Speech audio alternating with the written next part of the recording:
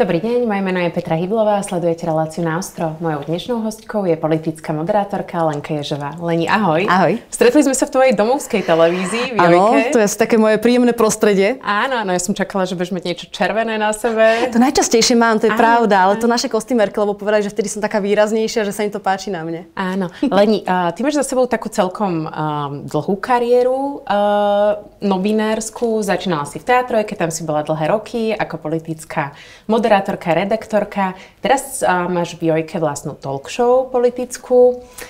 Každý máme z nás asi nejaké preferencie politické. Ako si môže politický moderátor udržať tú objektivitu? To hlavne nie, že ako môže, on musí. Lebo to je alfa omega, nemôže moderátor robiť politiku. Lebo my sa nesmieme nechať vtiahnuť do takej tej politickej hry. My sme tam od toho, aby sme sledovali, čo sa deje a nastavovali to zrkadlo. Niektorí hovoria, že sme takí tí strážni psi demokracie, takže treba sa od toho nejakým spôsobom vedieť odtiahnuť, nejakým spôsobom mať ten nadhľad na to, lebo pokiaľ by sme naozaj úplne tam tie svoje nejaké preferencie do toho dávali, tak potom radšej zmeňme kariéru.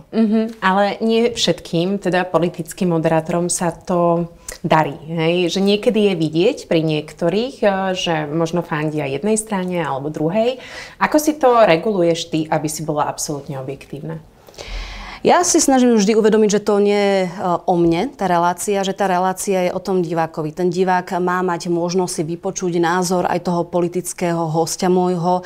Zároveň ja sa snažím pripraviť tú reláciu takým spôsobom, že vnímam aj na tých sociálnych sieťach, čo zaujíma tých ľudí a podľa toho skladám aj tie otázky. Takže primárna vec je uvedomiť si, že to svoje ego, dajme tomu, musíme nejakým spôsobom potlačiť, lebo ide tam o tú spoločnú vec a to je nejakým spôsobom ukázať, aké názory má ten politik na jednotlivé oblasti. Máme tu napríklad aj teraz tú transakčnú daň a podobne, takže potrebujeme počuť tie obidve strany nejakým spôsobom. A nie je to o tom, že aby ja som povedala tomu divákovi, toto je ten správny názor, toto ten správny názor nie je. A treba to mať stále na pamäti. Ty máš vo svojej relácii jojkárskej jedného hostia. Prečo? Ja mám vlastne ešte aj ďalšiu reláciu, čiže ja mám vlastne aj dvoch hostí, to máme počas týždňa. A takto sme si povedali, že tú nedeľu dajme tomu divákovi je niečo iné, pretože on už je zvyknutý na tie klasické hádky, roztržky v rámci politických diskusí, ale my sme si povedali, že chceme dať niečo navyše. A to navyše je práve v tom, že máme tam tých 40 minút toho hostia a dokážeme s ním prebrať tie témy do väčšej hĺbky. Dokážeme sa tomu venovať viacej dokážeme z neho získať a myslíme si, že na konci dňa to dá tomu divákovi viac ako len tie bežné hádky. Chcú politici chodiť do tvojej relácie? Zatiaľ si môžem zaklopať, že nemám s tým problém, zatiaľ naozaj chcú chodiť, aj napriek tomu, že vedia, že to nie je zase úplne že kamarátsky rozhovor, pretože dostanú kritické otázky, ja ich veľmi dobre počúvam a snažím sa byť pohotová a chytiť ich niekde aj za to ich slovo. Zároveň, keďže tam je obrovská príprava za tým, tak ja mám napozerané všetky tlačové konferencie, všetkých statusy na sociálnych sieťach a časť mojej práce je vlastne získavať také tie backgroundové informácie, takže ja sa snažím byť naozaj na nich pripravená, aby som im tamto zrkadlo nastavila. Ale napriek tomu ma považujú za veľmi korektnú, čo je asi dôležité, aby ten politický moderátor, presne ako si na začiatku povedala, nejakým spôsobom oddelil takú tú svoju politickú názorovú stránku od tej roboty. A teraz je taký problém, možno, alebo ľudia, diváci to občas vnímajú tak v rámci tých politických moderátorov, v rámci tých politických diskusí, že vlastne ten moderátor skáče do reči. Ako to vnímaš ty? Kedy máš už tú potrebu zastaviť toho hostia a vložiť tam nejakú svoju otázku alebo ho zastaviť možno, keď sa točí v nejakej téme? Že ako to berieš? Naozaj nie som zase zastanca toho, že skákať do reči len preto, aby som skákal do reči, lebo to dokáže každý z nás. Keď chce byť automaticky v kontre voči tomu politikovi, tak nie je nič jednoduchšie, ako mu skákať pomaly po 10 sekundách do reči. Ale to zase treba mať na pamäti to, že ten divák chce počuť aj toho politika. Treba si presne nejakým spôsobom vycítiť, že kedy už naozaj treba do toho vstúpiť, lebo pokiaľ už by ten host naozaj že veľmi klamal, zavádzal a podobne, tak vtedy treba to nejakým spôsobom prerušiť, povedať, ako je to v realite, alebo dať mu tam nejaké doplňujúce otázky.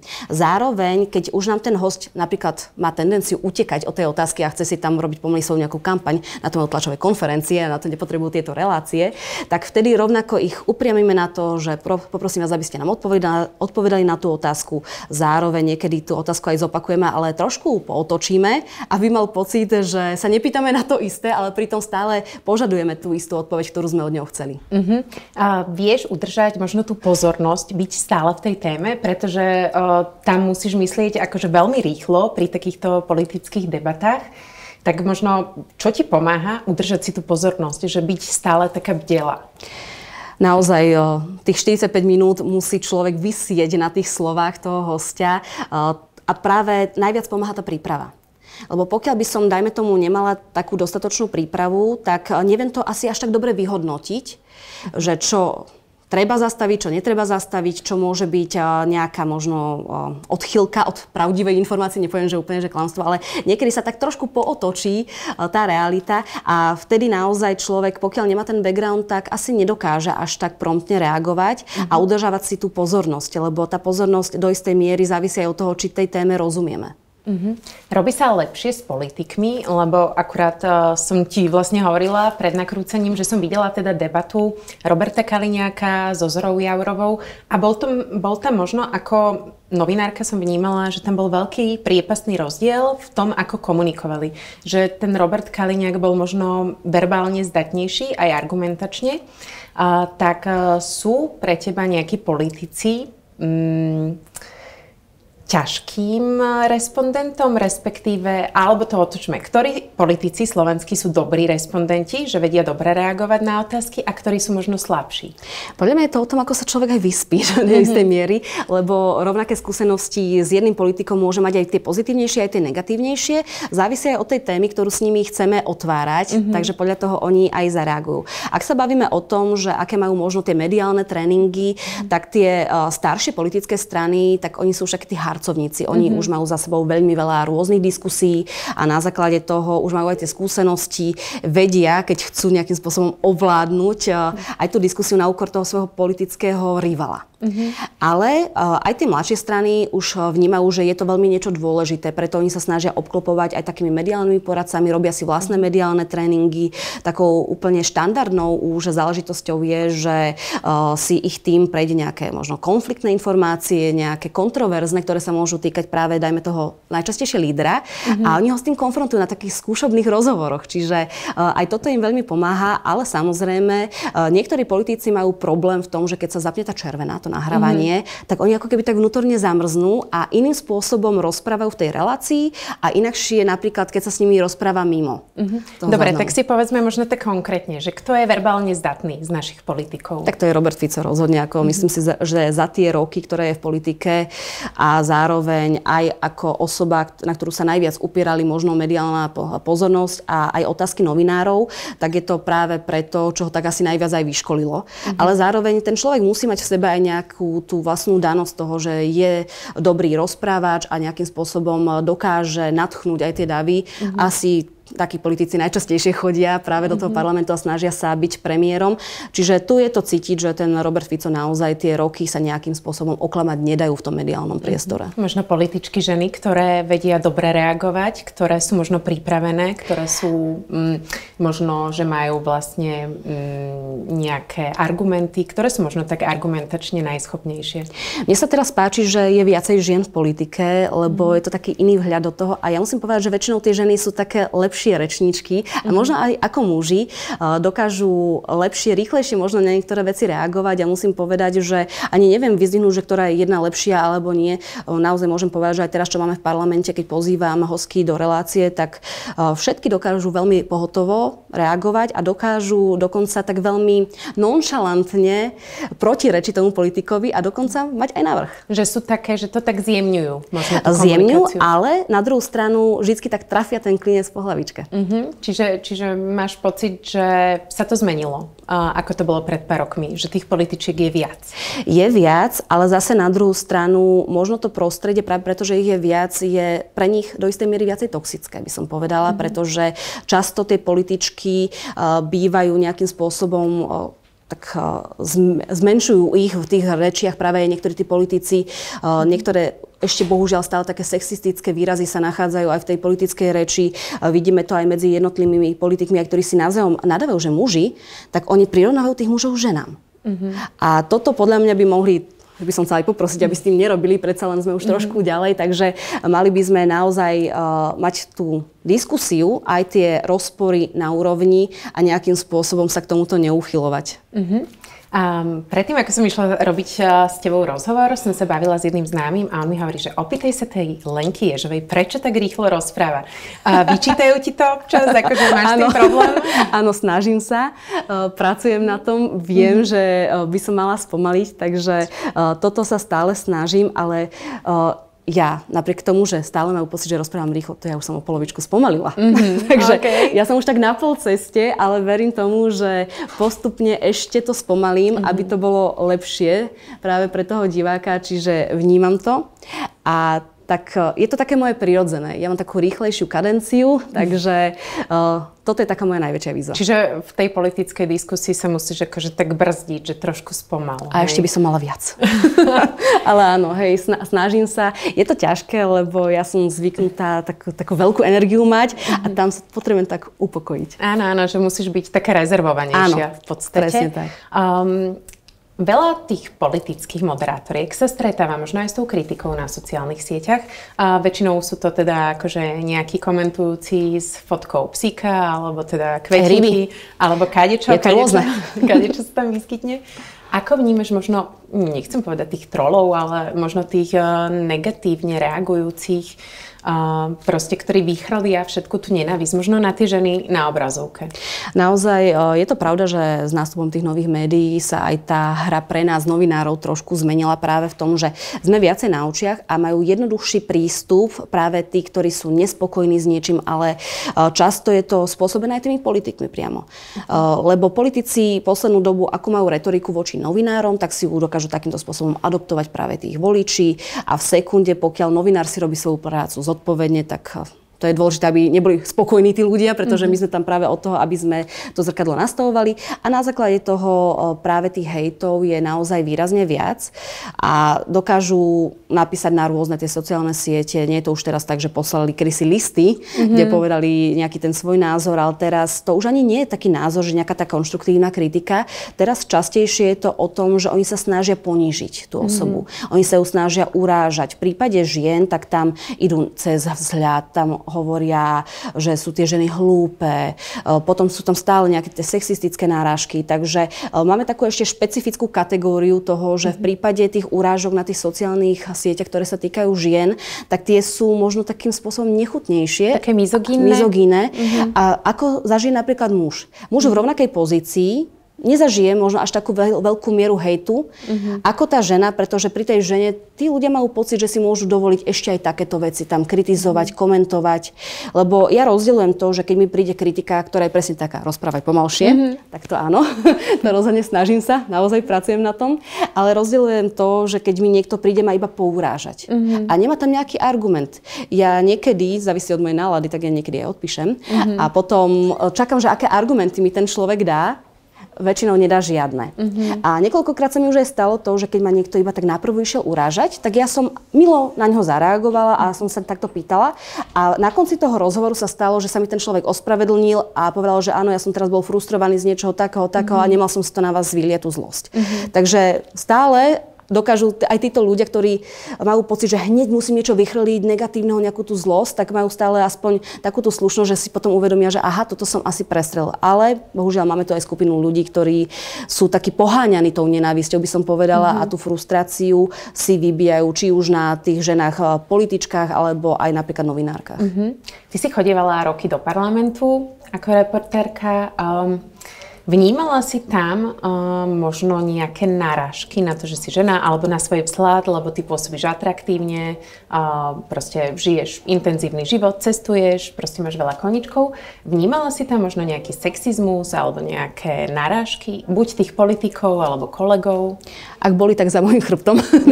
Takže nejakým spôsobom voči mne priamo neboli takto otvorene komunikované.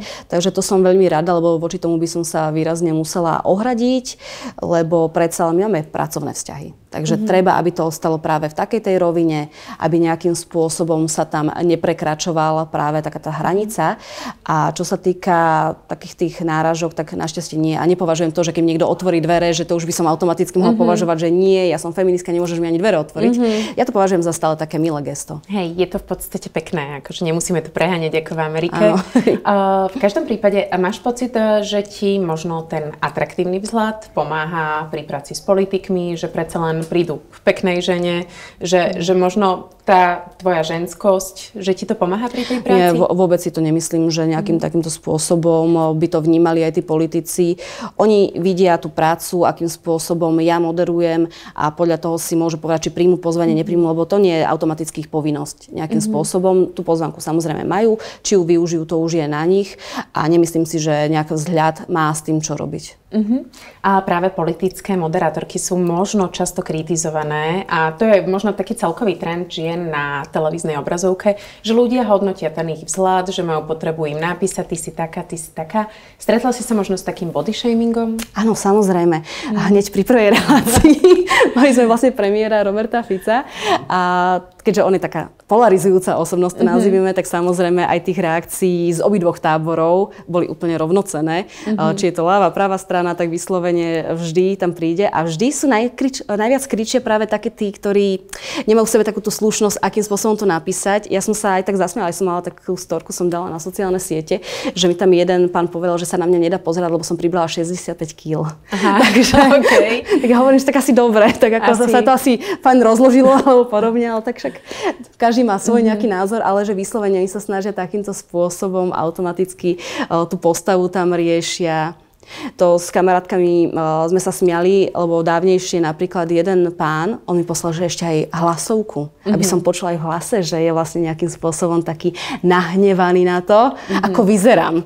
To nebolo, že čo, akože samozrejme, že bolo tam, že prečo som sa pýtala kritické otázky toho ich obľúbeného politika, tak ako v poriadku, ale aby to vlastne on celé uzavrel, tak vtedy na konci posledné slova boli týkajúce sa vzhľadu, že ako sa na mňa nedá pozerať.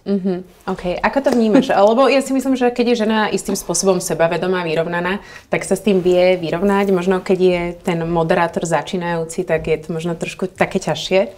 Určite na začiatku to bolo výrazne ťažšie, lebo človek tedy ešte nebol zvyknutý na to, že koľko toho zla môže prísť od tej verejnosti. A na začiatku, keď som začínala, tak určite to bolo o tom, že ma to mrzelo viac. A vtedy som ešte robila takúto zásadnú chybu, ja som si čítala komentáre. To netreba? Už to nerobím. Lebo potom človek, keby naozaj tie komentáre si veľmi pripúšťal k srdcu, mohol by mať tendenciu, že zmení ten svoj spôsob práce. A to je podľa mňa taká cesta do pekla v tomto, lebo my musíme stále robiť tú prácu najlepšie, ako vieme.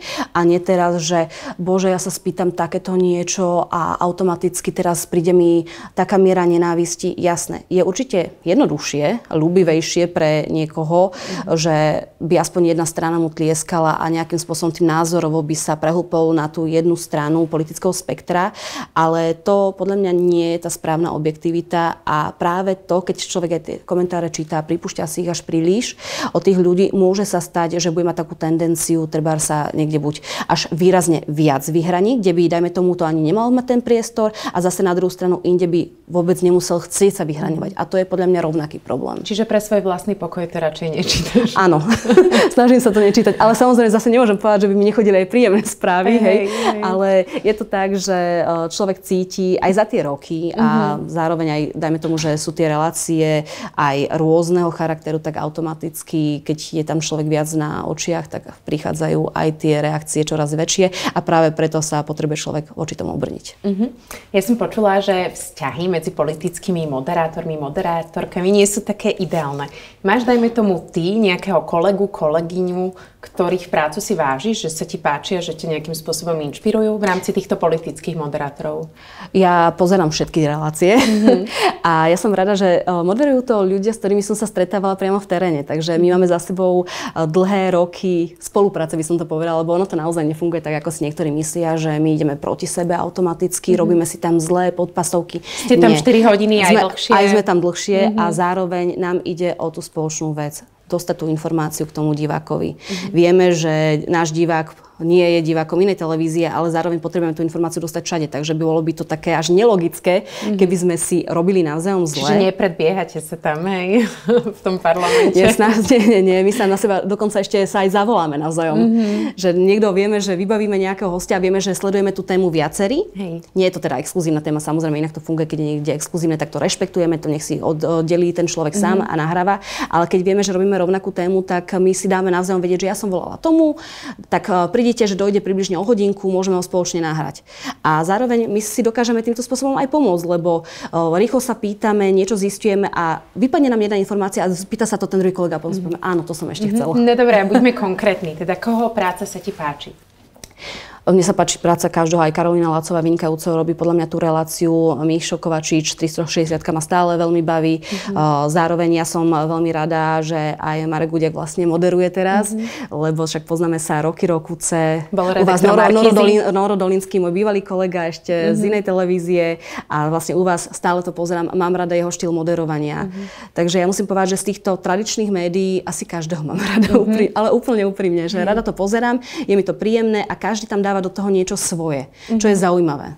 Kedy si bol novinár, možno taký vážený človek? Teda pred rokmi, možno generácia našich rodičov to ešte zažila. Ako vnímaš možno tú nenávisť voči novinárom? Pretože aj bežní ľudia sa už dnes, mám taký pocit, že z tých novinárov vysmievajú. Je to ťažká práca. Nie je to naozaj jednoduché, že keby som chcela robiť nejakú jednoduchšiu prácu, asi by som išla robiť niečo iné, lebo je to ťažké na psychiku. Cíti tam ten človek práve taký ten tlak verejnosti na to, že rob to, čo chcem ja, ale to tak nemôže fungovať samozrejme. A je tam určitá práve tá miera, možno aj toho zosmiešňovania, ale to zase podľa mňa pochádza od tých politikov. Lebo politici z nás do istej miery urobili terče a tí ľudia len preberajú tú retoriku, ten slovník, ktorý oni počujú od tých svojich volených zástupcov, od tých ľudí, ktorí by de facto mali byť v zásade najlepší z nás preto, aby dokázali tú krajinu viesť tým správnym smerom. Ale bohužiaľ sa stáva to, že oni často útočia na nás a potom oni si povedia, že však keď na nich útočia oni, tak prečo by sme mali my ich považovať za niečo viac a za ľudí nás už nepovažujú niektorí, lebo je tam veľmi veľká miera dehumanizácie a to je skutočne nebezpečné, lebo aj z minulosti sme videli, čo to spravilo. A mám pocit, že niektorí aj politici, aj niektorí, dajme tomu celebrity, mali také tendencie, že zverejnili nejaké číslo novinára. A v podstate ten sa stal terčom možno nejakých nenávistných správ, hovorov a tak ďalej. Je toto v poriadku v dnešnej spoločnosti? Nie je to v poriadku, ale ani v žiadnej spoločnosti, ani v minulej spoločnosti nie je v poriadku takýmto spôsobom narúšať to súkromie hocikoho. To je jedno, že či je to novinár, či je to úplne nejaká iná osoba, stále proste nemá nikto právo, aj keď s niekým nesúhlasí, ho vystaviť na nejakú verejnú šikanu a na ten pranier a už duplom nie tam dávať nejaké tie telefónne čísla, ktoré nejakým spôsobom teraz môžu slúžiť na to, že keď ho nemáte radi ako ja, moji fanúšikovia, tak poďte, teraz mu tam vypisujte, obťažujte ho a urobte mu ten život neznesiteľným. Toto by sa naozaj nemalo diať. Sme dospelí ľudia a mali by sme aj ten svoj iný názor vyjadriť slušne. Lebo samozrejme, sme tu v spoločnosti, nikto nebude mať 100% rovnaký názor. Hraničné názory, či na jednu alebo na druhú stranu, sú nebezpečné vždy. Treba presne vychádzať z tých faktov a podľa toho nejakým spôsobom si z toho urobiť vlastný záver. A samozrejme, ani mne sa nemusí páčiť každý, ale nemám takú tú potrebu, že teraz by som išla vypisovať mu niekde pod jeho statusy niečo negatívne. Určite, aj keby niekde zverejnili nejaké číslo, nikdy v živote som si ho neuložila, aby som išla vypisovať. Takže mali by tam byť... To asi mentálne zdravý človek asi nerobí. To nie je na mňa, aby som ja nejakým spôsobom hodnotila, že aký to robí alebo aký to nerobí, ale v každom prípade každý musí si povedať, že či mu to za to stojí, či mu to za to nestojí. Ja som práve ten človek, že ja nechcem, aby mne takéto niečo ľudia robili, preto by som to nerobila ja. OK. Ja si myslím, že tá práca novinára, to je taká celodenná, celonočná práca, pretože vypnúť ten mozog, keď vlastne robíš ťažké rozhovory a v podstate musíš byť stále koncentrovaná, keď dajme tomu moderuješ, ako to vieš vypnúť? Ako proste prísť domov a nezobrať si ten telefón a nepozerať všetky portály? Ako to robíš? Keď na to prídem, tak ti odpoviem.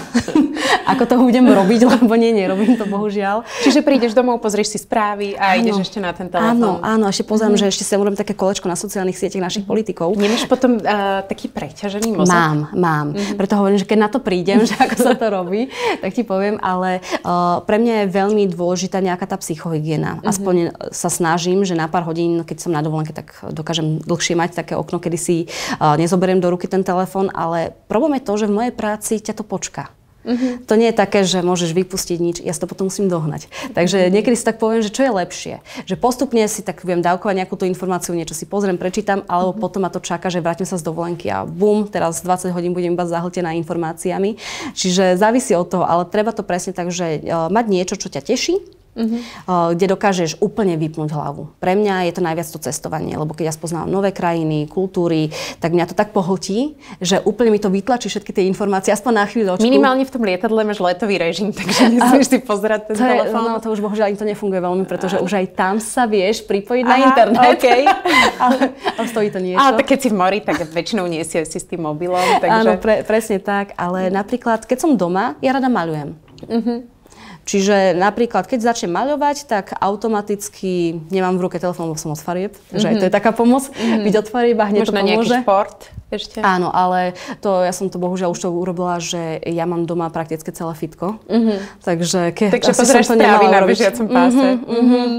Čiže toto asi nebude zrovna ten šport, že ktorý ma dokáže od toho nejak odbremeniť. Víš, keby si išla do tej posilky, si odložíš ten mobil do skrinky a vieš byť hodinu bez neho. Ale v tých fitkách býva aj naša televízia pustená. Nie som si veľmi istá, že či toto je pre mňa cesta, ale skôr práve to, alebo čítanie kníh. Lebo ten celý svet, ktorý máš v tej knihe, tak ten ti rovnako nedá priestor na to, aby si, že čítam tam nejakú príjemnú romancu a zrazu si poviem, aha, Robert Fico, nie, to takto nefunguje, hej. Okay. Našťastie to funguje tak, že dokážem to úplne odizolovať, takže toto sú také tie chvíľky, ale samozrejme s rodinou, niekde tie prechádzky a takýmto spôsobom a zároveň, že keď je toho už nejak dlhšie veľa, tak si potrebujem aj súvislé voľno vybrať, lebo nie sme stroje, aby sme dokázali fungovať non-stop, lebo potom, keď máme pocit, že tie stroje sme, tak nám vypovie zdravie. Ja som sa takto poučila prednedávnom, že som išla neskutočné tempo niekoľko mesiacov a to telo si vypýtalo svoju daň. Tak novinárčina je tiež taká profesia, kde sa dá veľmi rýchlo asi vyhorieť, pokiaľ tam nemáš ten balans. Tak čo máš ešte možno okrem toho cestovania? Také proste, že ti dáva možno tú mentálnu silu? No, si psychologička. Nie, lebo ja som veľký zastanca toho, že keď má človek pocit, že sa potrebuje vyrozprávať a chce nejakú aj tú odbornú radu, tak sa vôbec nemusí obávať toho, že môže mať nejakého takého človeka na pomocnú, ja mám napríklad online sedenia.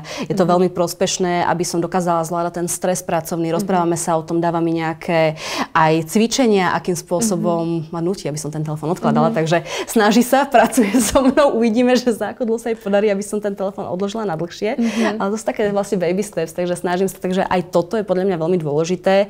Myslím na to, však psychológ to vôbec nie je hanba. To je proste o tom, že bolí ťa zub, ideš k zubarovi. Bolí ťa duša, ideš k psychológovi. Takže takýmto spôsobom pomáha to a ja by som nebola až tak extrémne preťažená, aby som si povedala, že spomal, teraz sa nadýchni, užívaj si niečo pekné a zameraj sa aj sama na seba a nie iba stále tá práca. V podstate aj práca s psychologom je možno taký nejaký sebarozvoj pre ženu. Určite. Asi je to dôležité. Možno v dnešnej dobe aj sa tak trošku porozprávať s niekým, kto má na to odborné vzdelanie a je to asi úplne okay. Je to veľmi príjemné sa takto porozprávať s niekým, lebo samozrejme rozprávame sa so svojimi kamarátkami, ale tak tam nebude až taká úplná objektivita v tej spätnej väzby. Takže niekedy je také príjemné sa porozprávať aj s tým odborníkom a hlavne veľmi pomáha to, akým spôsobom zvládať stres, lebo človek tie teoretické poučky možno pozná, ale je to také príjemnejšie, keď ideš na to sedenie a povie ti, super, som na teba hrdá, že teraz si to konečne dokázala, že aspoň tie 2 hodiny si v ruke ten telefón nemala. Takže je to také príjemné, podľa mňa. Áno. Ty pomerne často cestuješ, to cestovanie ľuďom dáva možno také krídla, možno viac poznajú iné kultúry, možno majú taký väčší prehľad. Máš pocit, že ľudia, ktorí cestujú, sú iní? Sú podľa mňa takí zhovievavejší voči iným veciam, iným názorom možno aj inej kultúre ako takej, lebo tak poslednú dobu tu máme stále, že presadzovanie tej iba národnej línie a podľa mňa aj tá národná línia dokáže byť obohatená práve tými názormi aj zvonku. Zároveň, keď človek cestuje, tak má aj taký iný nadhľad. na to, čo sa deje. Zároveň môže mať také, sa to hovorí, že best practices z inej krajiny, že čo funguje, ako funguje. Mne sa napríklad veľmi páči, keď aj ľudia, ktorí študovali v zahraničí, sa potom vrátia naspäť na Slovensku a snažia sa to tu zlepšiť, lebo majú presne aj ten iný vhľad do toho, že čo by mohlo fungovať a vyskúšajú to aj u nás a nechcú to nechať iba tak, že nejakým spôsobom, aby sa to zakrnilo celé u nás a podľa mňa je veľmi dôležité byť otvorený aj iným veciam. To majú možno mladí ľudia, ktorí veľakrát, teda mám také skúsenosti, že si napríklad zoberú mesačné alebo dvojmesačné voľno od Sabatikál, práce. hej? Áno. A idú proste cestovať po svete, čo možno moja generácia na to ešte nemala takú odvahu. Ale ja mám taký pocit, že tí ľudia, ktorí cestujú, sú takí tolerantnejší. Asi.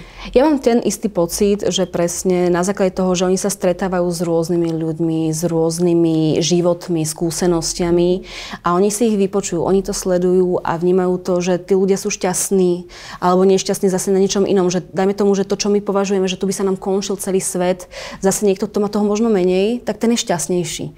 A toto si dokáže podľa mňa zobrať aj do toho svojho života potom ten človek a nie je možno taký frustrovaný z niektorých vecí, ale samozrejme zase na druhú stranu, keď niekde treba človek vidí, že to funguje lepšie, tak zase tá frustrácia môže nastať aj z toho. Závisí podľa mňa veľmi od toho, aký prístup si ty k tomu zvolíš a čo si z toho chceš vziať. Ale áno, tá tolerancia je podľa mňa do istej miery aj priamo už úmerná tomu, čo človek zažil, čo videl a nemusí sa báť niečoho, lebo to už nie je také tabu, lebo kedysi naozaj naši rodičia nemali také možnosti cestovať ako my a boli tu režimy, ktoré im hovorili, čo je zle, čo je dobré a podobne, kam môžeš a tak a že všetko, čo je iné, je zlé. A práve to cestovanie ti ukáže, že inakosť nie je zlá. Na tom nie je nič zlé. Ja som si pozrela tvoj Instagram pred našim rozhovorom a som si hovorila, že wow, že ty vyzeráš ako taká slovenská Kim Kardashian, hej? Tak do akej miery možno riešiš ty svoj vzhľad a samozrejme asi všetky ženy sa chceme niekým spôsobom páčiť. Samozrejme, hej. Ako to rozhodne, ale hlavne sami sebe, aby sme sa páčili, to je podľa mňa to najdôležitejšie. A tak ja sa snažím tie svoje črty nejaké, ktoré mám, že môžu podtrhnúť, takže do tejto miery, ja tým, že ja som čiernovlasa odjak živa, to nie je zase, že nafarbená som. Takže ja s tými vlasmi veľmi veľa neurobím, takže čiernovlasa to bude stále. Jediné, čo dokážem, keď sa chcem cítiť tak inak, tak sa ostrihám, ale mne strašne rýchlo rastú vlasy, takže to vydrží tak na mesiac. Ale snažím sa, ale nerobím nejaké také zásadné experimenty, ale tým, že sa chcem cítiť dobre, tak sa o seba starám. Ja som čítala taký jeden rozhovor s tebou, že vlastne ty si vyrastala v tých 90. rokoch, kedy naozaj boli tie chudé, krásne supermodelky. Akože ja hovorím teraz, že krásne, pretože naozaj nemali plastické zákroky. Ty si možno mala od prírody tie krivky. Riešila si to nejakými dietami? Veľakrát proste dievčatá sklznú do nejakých anorexií. Áno, samozrejme. Práve to, že keď tie boli tie idoly, to boli tie krásne supermodelky, to ani nebolo, že 90, 60, 90, to boli ešte menšie miery. 90, 60, 90 boli ešte misky. 80, 50, 80. Áno, presne tak. Čiže jasné, že keď som bola mladšia, tak som sa s nimi porovnávala. A som sa tak, prečo nie som taká, prečo nie som onaká, prečo nie som vyššia. Bolo to také, že bolo mi to ľúto, skúšala som rôzne diety, ale to bolo také, že to automaticky jojo efekt, jak hrom. To nie je cesta. Cesta je sa podľa mňa cítiť dobre. Lebo aj keď máš to body positivity, tak to nie je tak, ako teraz už niektorí tvrdia, že tam sa nejakým spôsobom vyzdviháva obezita a podobne. To vôbec nie. To je o tom, že body positivity je, že aj keď momentálne nie si vo svojej, dajme tomu, najlepšej forme, maj sa rád. Nesmieš sa nenávidieť. A toto je podľa mňa to, čo je veľmi príjemné, že v dnešnej spoločnosti máme. Ale samozrejme, že nie je to zase, že nejakú morbidnú obezitu, aby človek vyzdvihoval, to nie, lebo to môže mať iné zdravotné problémy. Ale človek má byť spokojný sám so sebou, aj keď nemá možno to najlepšie obdobie. A toto je niečo, čo som rada, že som do tohto dospela tým vekom, lebo kedysi naozaj, ja by som sa tiež dokázala zrútiť ako tínedžerka za to, že bože, pribrala som 5 kg a podobne. Teraz tak my sme nemali tie sociálne siete, keď sme v podstate boli ale deti boli zlé v škole. Deti boli zlé, áno. Vedeli povedať škaredé veci. Vedeli, hej. Však to sa tak kedysi hovorilo, nie, že Kiež by som mal takú váhu, keď som si prvýkrát povedala, že som vlastne pribral, nie? Že keď sme boli takto deti, ale nie. Deti boli kedysi veľmi v tomto také, že upozorňovali na tie odchýlky, to je, čo sme sa bavili, že to bola taká tá inakosť. A keď bol niekto iný, nebolo to dobre vnímané. Teraz tá inakosť, už sa na ňu nepozeráme cez prsty. Už to nie je niečo, čo treba demonizovať. Takže aj na základe toho, že mňa našťastie si zase zaklopem, rodičia vychovali tak, aby som proste bola aj sebavedomá, snažila sa byť spokojná sama so sebou. Keby som nebola, tak sa so mnou porozprávajú, že kde je problém. Takže ja som mala veľmi veľkú podporu vo svojej rodine vždy, za čo som úprimne rada. Takže toto mi možno pomohlo to, aby som sa stále neporovnávala s ostatnými a snažila sa cítiť najlepšie vo svojom tele a skúsila zo seba urobiť tú najlepšiu verziu samej seba. Ja myslím, že teda, čo sa rozprávam s mužmi, tak oni majú radi tie krivky ženské, že nie je to naozaj také, že muži by vyhľadávali len chudé ženy, čiže možno ako to vnímaš ty, ako reagujú na teba muži v tomto smere? A to je podľa mňa tak 50/50, každý má rád niečo iné. Niekto uprednostňuje nízunke, chudulinke, niekto uprednostňuje 1,80 m ženy, takže každá z nás si nájde podľa mňa takúto cieľovku, komu sa budeme páčiť, komu sa nebudeme páčiť. Zatiaľ naozaj nemám nejaký taký veľmi negatívny, okrem tých niektorých hejtujúcich komentárov, že nejaká veľmi zlá spätná väzba. Nájdu sa muži, ktorým sa páčim, nájdu sa muži, ktorým sa nepáčim a to je úplne v poriadku. Asi je to bežné aj v iných profesiách. Jasné. OK, Leni, ja som veľmi rada, že teda sme sa mohli porozprávať, že si mala čas, lebo ty si ďakujem. teda mimoriadne vyťažená, musím povedať. A teda ďakujem ti za témy, možno, ktoré sme otvorili a teda prajem ti ešte peknú kariéru. Ďakujem pekne, ďakujem za tú možnosť sa prihovoriť aj vašim divákom. Ďakujem.